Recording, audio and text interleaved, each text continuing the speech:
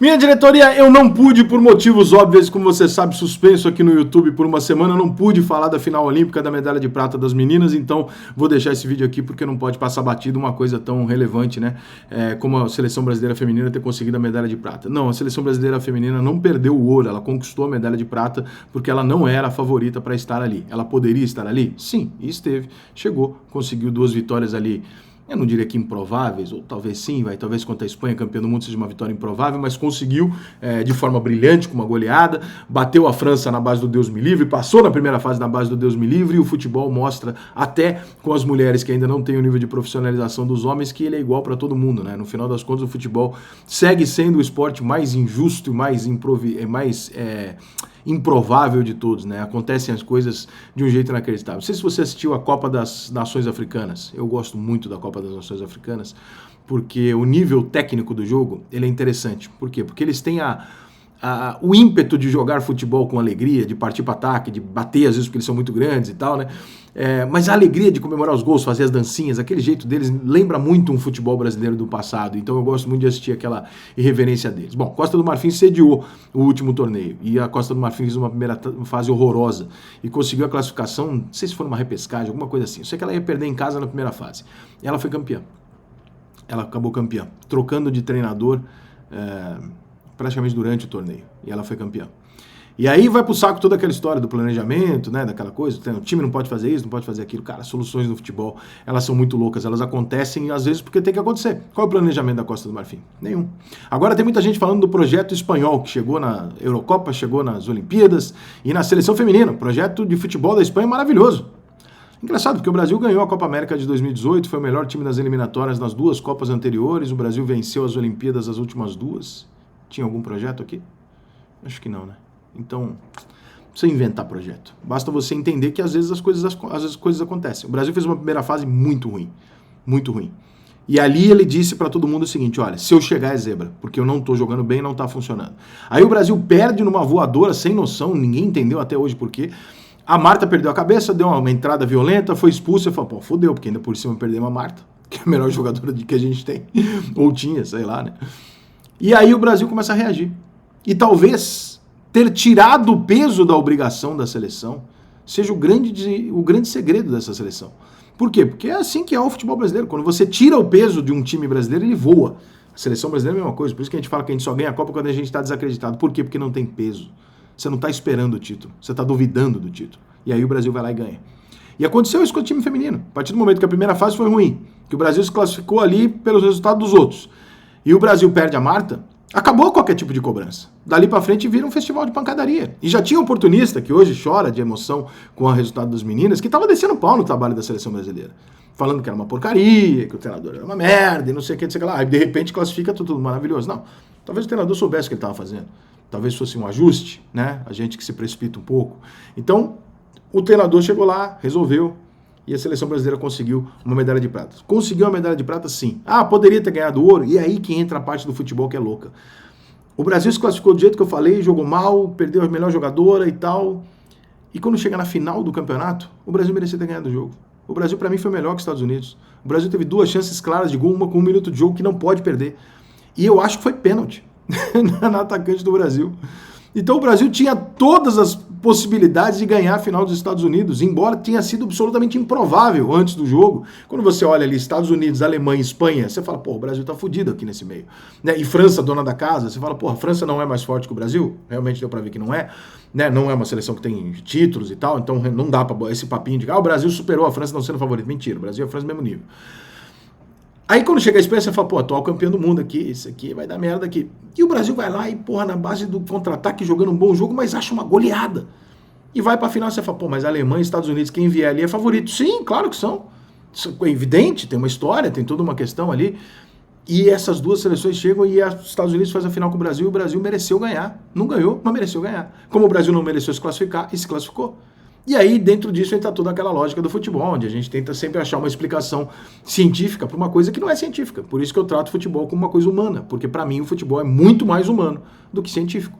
Eu sei que na cabeça da maior parte dos meus colegas comentaristas o futebol é uma ciência, o futebol é uma coisa que se treina e se pratica e se resulta.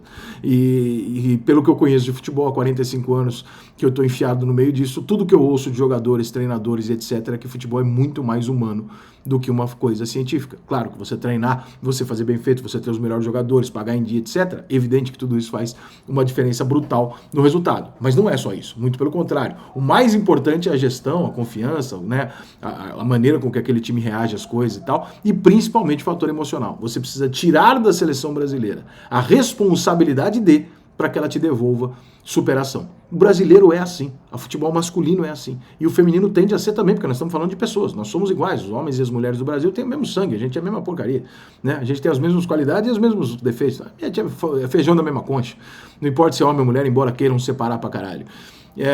Então, agora, com esse vice, vem uma Copa do Mundo no Brasil, e o Brasil vice-campeão olímpico.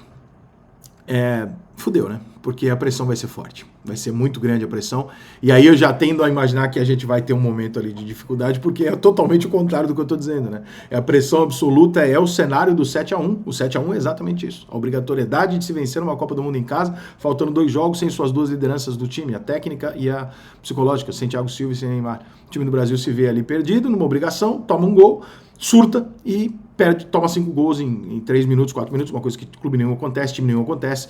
Infelizmente tem comentarista que acha que isso é uma questão técnica, que é uma questão de meio de campo, que é uma questão tática, que para mim, qualquer pessoa que justificar o 7-1 numa análise tática é um analfabeto de futebol. E vou ser bastante prático aqui na minha opinião. Se você acha que o Brasil tomou 7-1 da Alemanha por uma questão tática, você não sabe nada sobre futebol. Porque todas, 100% das pessoas que eu escutei, ligadas ao jogo, que estavam no jogo, e não brasileiros, tá? Tem gente da Alemanha também, falaram pra mim, imagina, aquilo foi uma pânico, aquilo foi um surto mental. Ninguém faz 4 gols na seleção brasileira em 5 minutos, não existe. Aquilo ali foi porque os jogadores do Brasil começaram a olhar pra cara do outro, cada um correu pra um lado, ninguém sabia o que fazer, e a gente começou a jogar contra um time em pânico, que ninguém se mexia. A perna dos caras começou a pesar 200 quilos e ficou ali com um apagão de 4, 5 minutos psicológico. Qualquer pessoa idiota que olhar para aquilo vai entender aquilo. Agora, tem os não idiotas, né? Que são os fenômenos que falam, não, veja bem, porque taticamente o meio de campo do Brasil não estava dando espaço. Que espaço é o caralho, meu irmão? Ninguém faz 7-1 em ninguém, cacete. Não existe 7-1, caralho. Tanto que a Alemanha passou na rodada anterior da Argélia na prorrogação. A Alemanha não era essa pica toda, mal ganhou da Argentina na final, teve aquilo pra prorrogação também. Então, assim, obviamente que aquilo ali é uma coisa mental. E esse mental preocupa na seleção feminina daqui pra frente, porque da agora em diante elas vão ser cobradas em relação a isso. Porque, ó, vocês são vice, né? E vocês agora tem uma Copa do Mundo em casa. Então toda essa porrada agora vai pra cima delas. O lado bom é que tem tempo até lá pra talvez a gente fortalecer um pouco mais e os nossos jogadores chegarem num nível maior. O que me deixa um pouco assustado negativamente, pra não falar que eu tô falando só bem da seleção feminina e tal, e aqui não vai uma crítica à seleção feminina, mas o quanto o futebol feminino está distante. Se Alemanha e Brasil são as duas seleções que apresentaram o melhor que há no futebol feminino e chegaram à final, porque no futebol feminino, né, você leva o melhor para as Olimpíadas, não é que nem o masculino, e aquilo que nós vimos foi o melhor futebol, vocês têm noção da distância? Vocês têm noção do porquê que o futebol feminino ainda não gera tanto dinheiro, audiência, etc, etc? Acho que não é difícil, né, gente? Não é uma questão de machismo, não é uma questão, né, não é uma tese global lacradora, é uma tese simples, né, cara? É um esporte que ainda precisa evoluir uma barbaridade o feminino para chegar aos pés do masculino. Uma final tecnicamente muito difícil, cheia de erros grotescos e etc. Semifinais também e tal. Então, assim, é um jogo que é difícil de assistir, né, e de ganhar. A gente não conseguiu ganhar. Mas pelo menos assistir, torcer até o final, a gente assistiu. Última coisa, quem torceu contra a seleção brasileira, por qualquer questão lacradora, política, seja qual for, quem torceu contra a Marta, porra, meu, então é muito babaca, cara, sério. Porque não é possível, cara, não é possível que você torça contra, porque você quer um mal final para a maior jogadora de futebol que o Brasil já teve. Que mal que essa mulher te fez, cara? Essa mulher só fez coisa boa para nós, que foi representar a gente bem lá fora. Ah, eu não gosto dela. Foda-se, ela também não te conhece, não gosta de você também. Então não vai a menor diferença. Vai torcer contra. A bandeira que tá aqui é do Brasil, irmão. Que diferença te faz? Tu gosta da pessoa, não gosta. Então quer dizer que você torcer pro time de vôlei do Brasil, você tem que gostar de todas as jogadoras. Que puta palhaçada. Cara, para de brigar com a banda por causa dos fãs. Os fãs são babaca. Não significa que a banda seja. No caso da Marta, ela é uma lacradorzinha meio chata. Mas ela é a maior jogadora que a gente já teve. Torcer contra a Marta? Cara, qual é o sentido que faz isso? Torcer contra a seleção feminina? Ah, porque eu não quero ouvir lacração. Porra, peraí, briga com a lacração. Não contra o título das meninas, né, gente? Porra, vamos lá, né?